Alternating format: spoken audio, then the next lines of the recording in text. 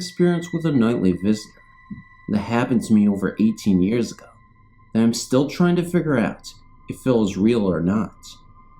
I was 10 years old at the time, and I was living with my mom, my little sister Danny, and my stepdad in a little town called Lebanon, Illinois. My mother used to work the afternoon shift, 3 p.m. to 11 p.m., at a hospital in St. Louis, and I always wanted to wait up for her, even though she wouldn't arrive until after midnight. On one of these particular nights, my stepdad allowed me to wait up for her. I tried everything I knew to help me keep my eyes open. Nothing helped.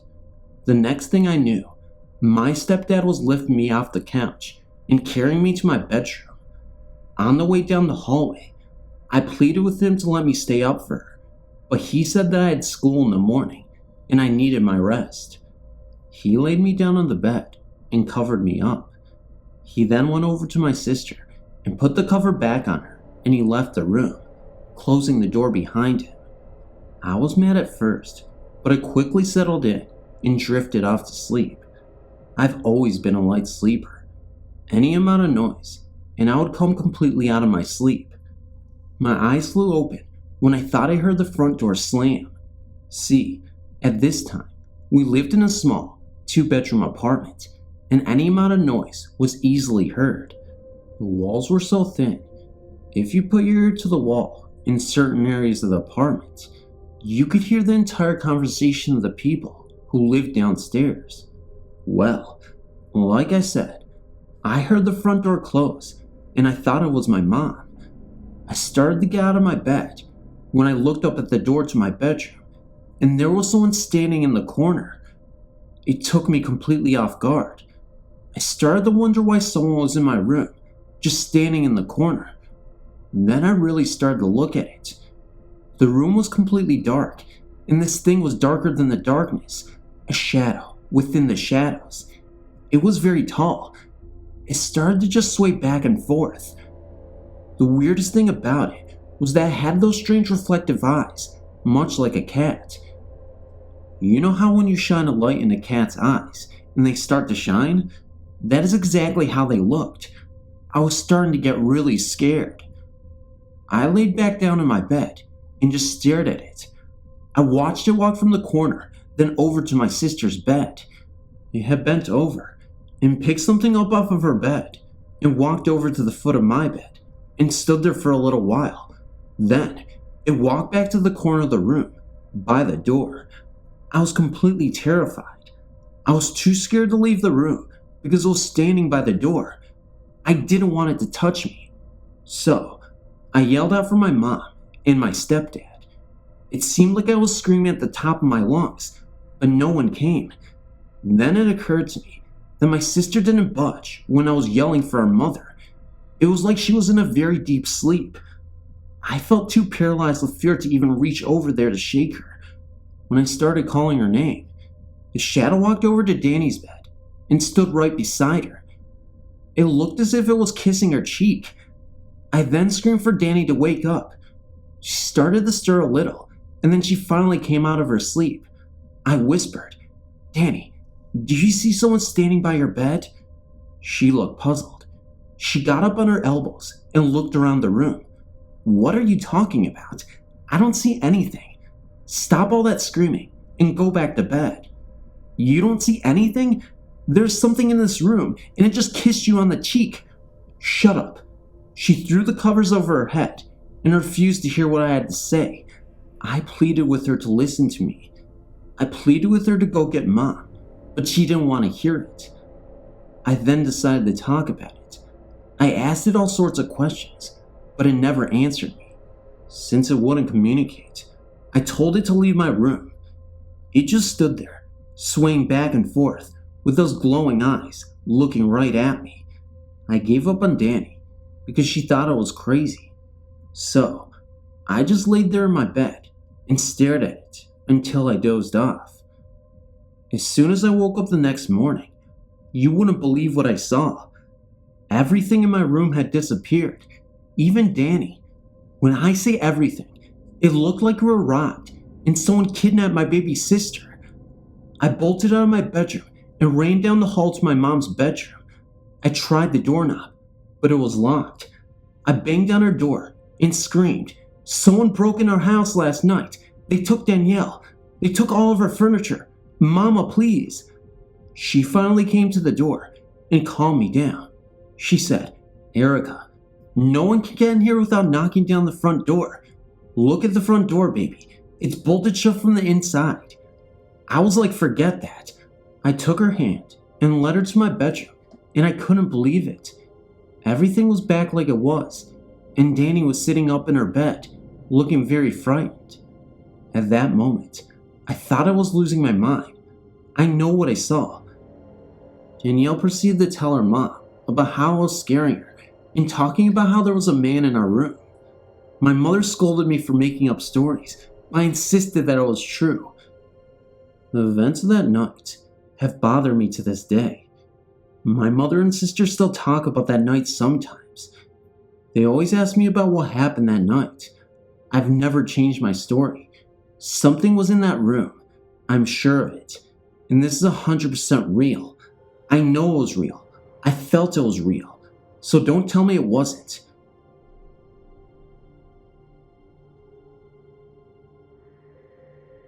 Let me start off by saying that I've never witnessed a ghost or any other paranormal experience, for that matter. I'm not claiming now to have witnessed a ghost, but I have no reasonable explanation for what happened, and I will let you be the judge. On December 5th, 2000, I accompanied my 28-year-old son to Lockport Memorial Hospital in Lockport, New York, where he was to have surgery. I was in a basement surgical waiting room, and after about an hour, I decided to go to the main entrance of the hospital and step outside to have a cigarette. Upon returning, I walked down the hallway leading to the elevator, at which time an elderly hospital volunteer, dressed in the hospital pink smock that the volunteers wear, entered the hallway from an adjacent hall, also walking towards the elevator, and was about 30 to 35 paces ahead of me. The volunteer entered the elevator and turned to push a button for the floor that she wanted, and the elevator door began to close, at which point I tried to hurry to get in before the door closed, but arrived at the elevator when the door was only open by about 6 inches. I decided to let it go and pushed the call button on the wall outside of the elevator at the same moment that the door finished closing against the door jamb. When I pushed the button, the door immediately began to reopen, and I was about to apologize to the volunteer for delaying her trip, but was instead stunned to find the elevator empty. I stopped in the doorway to examine the elevator and looked to the rear to see if there was another door in the back wall, as some elevators have. This was the only door. The woman looked as solid and normal as anyone else, and I did not observe anything strange prior to the incident. After having thought about it for a while, I decided to check with other volunteers who worked there, giving them a description of the woman and asked if they knew she worked in the building. No one I spoke to knew the woman, and from the description stated that I must be mistaken about her working as a volunteer. I have no reasonable explanation for any of this, but a woman in a volunteer smock did enter the elevator and then disappear.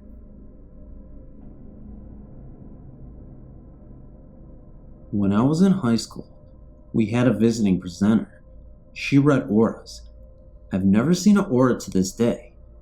Anyway, she told me I could speak to the dead if I chose to, because my aura was so white, almost clear. I asked if I could choose not to, not really taking any of this seriously. I was writing my friend a note when she interrupted me with this news. Years later, I thought about what she said to me. My oldest son had been born, and we were living in Vancouver, Washington, his dad's town. His father and I, without my prior consent, rented a duplex. It was the other half of the building my son's father's brother rented. I didn't like Matt's, my son's room, from day one. It was painted a beige color and had 2 pretty good-sized windows in it. Even with the lights on and the drapes open, that room was dark. I was always afraid of that room. I should let you know that we lived across the street from a cemetery. I'm not really sure that has anything to do with this, though. I never shut my son's door as I was afraid of crib death. I had him sleeping in my room, until he was 6 months old, awake every hour on the hour. He was now 8, almost 9 months old. Anyway, I started noticing that I would hear voices at nights in the living room, like there was a party going on. I couldn't understand the words, but just hear voices. Several of them, nothing distinct. I'm a little hard of hearing, so not understanding the words didn't shock me. That happens all the time. The problem was, no one but my young son and I were there at the times. I would also hear footsteps in my living room, just going back and forth. Well, my son's dad went to jail for 2 weeks at one point. I had my cousin staying with me. She would have her boyfriend, also a friend of mine, stay with her. Being that they were young and single and childless, they partied a lot. I have to regress about a week. One day, I decided to take a nap because my son had finally fallen asleep. I was in a stage between asleep and awake when I heard someone distinctly snoring on the floor of my bedroom. My son and I were again the only ones there. I rolled over, and there was nothing there, and the snoring stopped. I rolled back to the side of my bed. It started again. I rolled over again. Nothing again. I decided I was scaring myself, as I do have a very active imagination. I heard it again. This time I held my breath as I lay there thinking, maybe it was just me, but no, I could still hear it quite clearly. I rolled over again, and it stopped again. I decided to do the dishes. About a week later, at this point, I'm sleeping with all the lights on in the house. I had finally fallen asleep. My son was sleeping in his crib as usual. I don't know how long I'd been asleep, but the next thing I knew, my cousin and her boyfriend were both in my bed, yelling to me, "Get up, get up, somebody's in the baby room." I jumped out of bed, ran to my son's door. It was shut. I opened it, grabbed my son, and came back to my room. I was very angry with them for shutting the door, so I immediately started yelling at them about that. They knew better. They were both white as sheets, and their eyes were just huge. They both swore his door was closed when they got home. They said they had been lying in the living room, watching TV, when they heard a rattling sound. They looked up. My son's room was right off the living room, and my son's door was rattling, and the handle was shaking, like someone was trying to get out, but couldn't open the door. I moved 2 weeks later. I did ask my son's aunt, who lived in the other half of the duplex, about the footsteps and voices. Of course, I asked this before any of this other stuff happened. She had been there 2 years. She said she heard someone walking up and down her hallway all the time, and she, herself, had heard voices from my side of the duplex before we lived there. It had been empty for a month. She thinks an old woman died of old age there when it was just one home. I don't know, and I was not going to wait to find out. The presence in my son's room was not nice. I always felt fear. Always. I've had other experiences, but nothing like this. This is a story that me and 50-something odd women and children witnessed in 1987 in a battered women's shelter in California. The shelter was an old Spanish-looking hospital built at the turn of the century. It was nice. Each one of the women had their own rooms and bathrooms, even baby beds. We had chores, and even had a library movie room for recreation. Some of the women kept complaining about odd sounds at night and horrid nightmares. Every time they would tell the 3 staff members, they say since the women are depressed from the battered situations, that a lot of what they're experiencing is their imagination, or own fears. There was this one woman. She was African American, but looked like she could be a fair-skinned woman from another country. She was tall, small frame, and very pretty. She was 21 at the time. She had a little boy, around 2 years old. She was always laughing, and when we were crying about our situations in our group meetings, she would just look at us as though it was no big deal. A lot of the women thought this was strange. She kept the place jumping though. She had us laughing at ourselves instead of sulking in our miseries. She taught us how to dance and always had the happy-go-lucky attitude. She had come from a pretty bad situation herself. She even had ovarian cancer at the time, and we didn't even know it at the time, and still made no big deal about it. There were these 3 women in the shelter that was always trying to preach to us. They were sanctified and was always trying to get everyone to go to their church on Sundays. They would constantly ask this African American girl to go, and she would say, "No, I can't go. One day, not right now." They took it as though she was a lost soul. She would laugh at them whenever they got upset, when she would tell them that she does not play around with religions, but that she only does believe in God and what Jesus did. One day, a Mexican woman came into the staff office and said that when she went down to the lower part of the shelter, which used to be a morgue, she was bopped in the eye. The woman's eye was actually swollen. The Mexican woman made a big deal about it. It was the talk around the shelter. Oh, by the way, the place that she went to, that used to be a morgue, is now a place to put donated clothes for the women who are leaving the shelter soon. So that's why she was down there in the first place. Anyway, back to what I was saying. The staff, of course, felt it was getting out of hand, since some of the women were going to the staff throughout the day, frightened out of their wits. That did it. The staff was so tired of hearing these stories that they called a meeting. They wanted to make it abundantly clear that there is no more nonsense here. There are no ghosts or evil spirits in this shelter. We were even threatened that if we said anything else about it, we would have to leave in 24 hours. One of the staff wanted to prove us wrong, so we all made a single file line from the kitchen leading to the morgue. She went down there by herself. The light was on downstairs. It stays on. We all huddled to watch her slowly walk down the stairs. As she was taking one step at a time, she says to us, "I'm going to go down here, and I'm going to come back up, and you will see that there is nothing down here." Just as she got midway down the steps, a shadow that we all saw came past by quickly. She flew up the stairs in horror. Of course, it was funny to us, but not to her. We had another meeting where the staff continued. It's all of our energy of depression. The following day, the most unbelievable thing took place. The African American woman, who was always up later than anyone, decided to go to sleep early, around 8:30. She put her baby down, and an Ethiopian lady asked her why she's going to bed so early. She said that she was sleepy. Everyone was up watching TV or a movie, eating, talking, laughing, reading books in the library, etc. All of a sudden, there was this terrifying scream coming from the library. The staff on duty that night went in to see what was going on. There were 3 women in the library, casually talking amongst themselves, when an evil form materialized and began to physically come after them. The woman staff would not speak of what she saw alone after the woman ran out of there. As a matter of fact, she left the next morning and said that she'll never speak of what she saw. Simultaneously, there were multiple sounds, footsteps on the roof of the shelter. The children of the women were being tied up in their sheets by some invisible forces.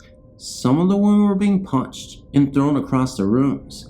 A white man, looked about 30 and shabby, around 170 pounds, on a 10-speed bike came to the front door and said he had some donations, which was odd since men aren't supposed to know about the battered woman's shelter. They said that his eyes were not that of a human.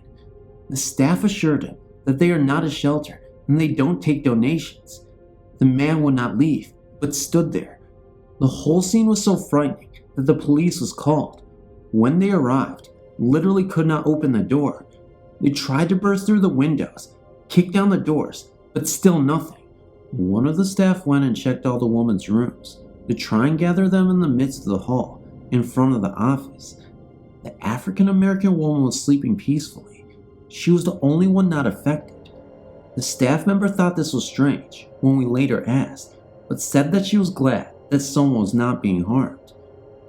Doors were swinging open all over the shelter, and this one huge door that is like a vault swung open, and all sorts of dark silhouettes began to come out, and in masses, and glide towards the room and throughout the shelter.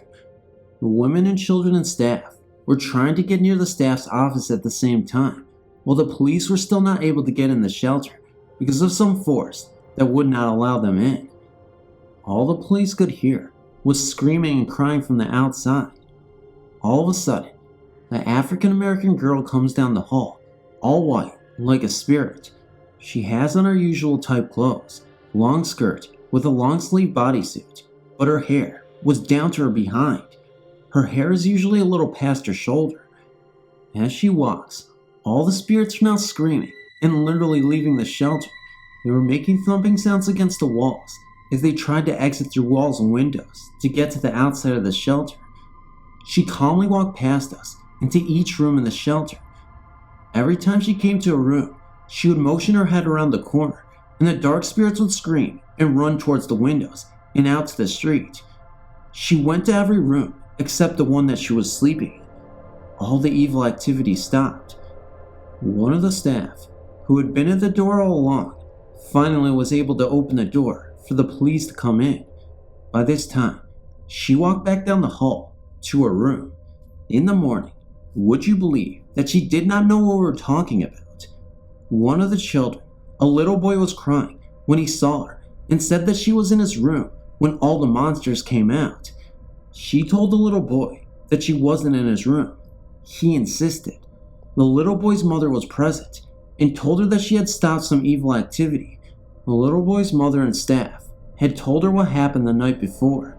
The staff assured her that it was alright because one of them checked on her during this activity and that she was sound asleep. She said that she was asleep and that she did not hear a thing, but we all assured her that it was okay. One of the sanctified ladies told her that she was a small remnant of angels that were part angel and part human. She said that she would give her life to Jesus Christ soon and to not be afraid of herself. She also gave her a King James Bible. 1 year later, I saw her and asked her what she was doing. She said she gave her life to Jesus and that she was instantly healed from cancer. Later, I saw pictures of people who said that she would appear in their rooms whenever there was a ghost or evil presence. One was of a guy who just got out of prison. One was of a lady with 2 children. She said that some people would say that she stands in the room at night and guards them. I asked her, "Isn't this frightening to you?" She says she asked them, and it isn't frightening to them. And they say not at all, like it's no big deal. At first I was a little leery about strangers telling me that I stand and guard their homes, but what the woman saw in the shelter that night sounds about the same as what they're saying. I can't change what they insist that they saw. They're not afraid of me. They say that they pray to God in the name of Jesus, so I'm not afraid at all. Then she told me to look at a scripture in Hebrew 11:1. Be not forgetful to entertain angels, for some have entertained angels unaware. Now before you not believe me, I personally know this woman and have more friends that will prove to you this is all true. I think this was a story worth sharing. Could there be any more of this remnant out there? Feel free to email. Hey, it's Phantom of Darkness here. First of all, I just wanted to say something about that last story. Yeah, it's a really epic story, but on the believability scale, I just don't know. So I was reading the story. I thought at first it turned out to be a really cool ghost story, and then it just got more bizarre as it went on. And I was just thinking, holy crap, this person's a great writer. However, I don't want to judge people's situations. Maybe this very well did happen, but it just seems kind of fishy. It seems suspicious, and I don't know, maybe it's a bit exaggerated, but it's an unheard story. I thought it was really entertaining. Nevertheless, I can't talk. But guys, I wanted to read it because it was a cool story nonetheless. I mean, halfway through, I was already reading a lot of it anyway, recording it, and I figured, I can't just delete this. I gotta show you guys the story. It's a really cool story. It is scary. I will give them that. It is a scary story, but true. Anyway, guys, if that story's true, then I'm a flapjack racer. I don't know what that means either. But no, I want to be open-minded. I'll just give them the benefit of the doubt and say it's true. Anyway, guys, just wanted to say that you guys have supported me so much, and I really thank you for 11,000 subscribers. That's mind-blowing to me. I mean, when I first started my channel, I was at 0, like every other channel. And then I got more subscribers, and I kept working, and I'm here. Oh yeah, that's the normal process of YouTube. If you work hard, it happens, I guess. Just kidding, guys. I'm just saying, like, I couldn't even imagine that I got to 11K so soon, or even really in my whole entire mind. Like, I thought at first I was not even going to reach that point because I almost felt like I was gonna have to give up. Well, I never give up. You guys know what I mean. Anyway, guys, I'll talk to you later, guys. Be sure to comment, like, share, and subscribe. Always welcoming and appreciating your comments. I love your comments. You guys know I love your comments, and I just want to hear from you, especially for that last story. Let me know in the comment section if this is a true story or you believe it's fake or real, because I don't know. It just doesn't seem real to me. I feel like there's just something strange about it that makes it not real. But anyway, guys, thank you so much. Good night, good morning. Love you guys. I probably already said that, but it doesn't even matter because I do. I'm honest, guys. I'm honest. I'm Ani. That's a cool slang term for honest. No, I made that up. Bye, guys.